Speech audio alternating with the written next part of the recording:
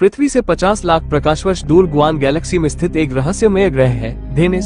ये ग्रह हरित जंगलों, चमकते महासागरों और एक अत्यधिक विकसित सभ्यता से परिपूर्ण है।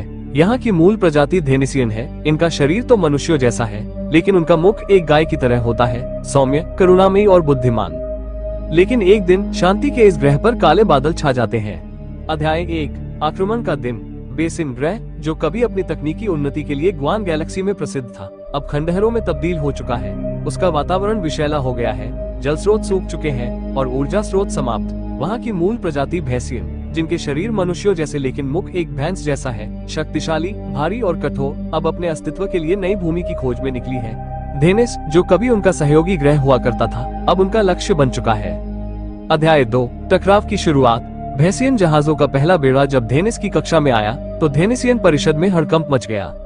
ये युद्ध नहीं, शरण की मांग है, कुछ धेनिसियन नेताओं का कहना था। लेकिन योद्धा वुयाल, जो धेनिसियन सेना का प्रमुख था, भैंसियनों के इरादों को भांप गया था। ये सिर्फ शरणार्थी नहीं है, ये आक्रमणकारी हैं। वे हमारे जंगल, हमारे महासागर और हमारे बच्चों का भविष्य छीन लेंगे।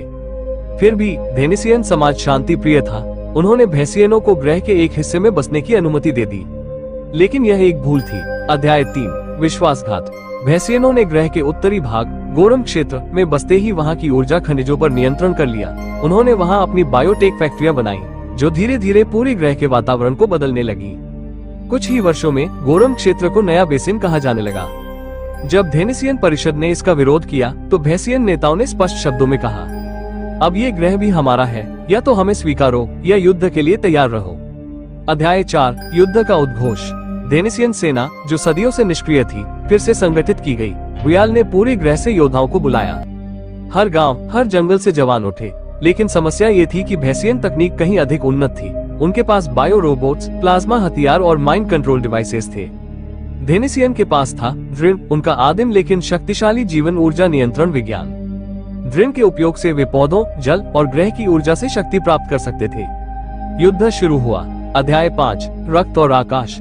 पहली मुठभेड़ झारिल जंगल में हुई, जहां भैंसियनों ने अचानक आक्रमण कर दिया। उनकी मशीनों ने पेड़ों को जलाया, नदियों को सुखा दिया। लेकिन तभी धेनिसियन योद्धा वुयाल अपनी 500 सदस्यीय दृढ़ सेना के साथ वहां पहुंचे।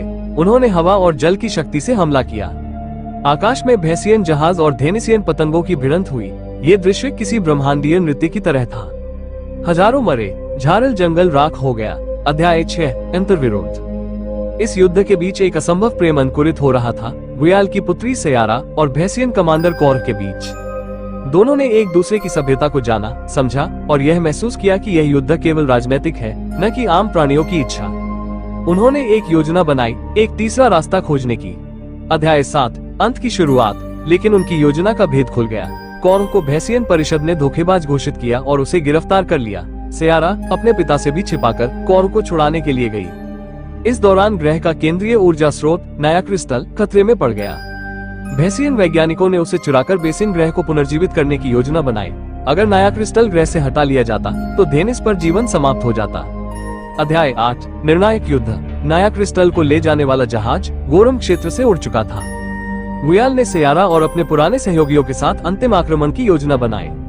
आकाश में अंतिम युद्ध हुआ। धेनिस की सारी ऊर्जा, जल, वायु, वनस्पति ने मिलकर उस एक युद्ध में भाग लिया। वुयाल और सयारा ने मिलकर क्रिस्टल वापस ग्रह पर उतारा, लेकिन वुयाल ने स्वयं को बलिदान कर दिया। अध्याय 9, नया अध्याय। वुयाल की मृत्यु के बाद सयारा ने दोनों सभ्यताओं के बचे लोगों को एक मंच पर लाया। भैंसियन समझ चुके थे कि बलपूर्वक ग्रह लेना असंभव है और धेनिसियन समझ चुके थे कि सबको जीने का अधिकार है। एक नया समझौता हुआ, गोरम क्षेत्र को साझा बनाया गया। भैंसियन और धेनिसियन मिलकर नए समाज की रचना करने लगे। ग्रह अब भी जख्मी है, पर जीवित है, और शायद यही सबसे बड़ी जीत है। ये कहानी कैसी लगी? अच्छी लगी हो तो हमारे चैनल का सब्सक्राइब करें। वीडियो यहाँ तक देखने के लिए धन्यवाद। जय श्री राम।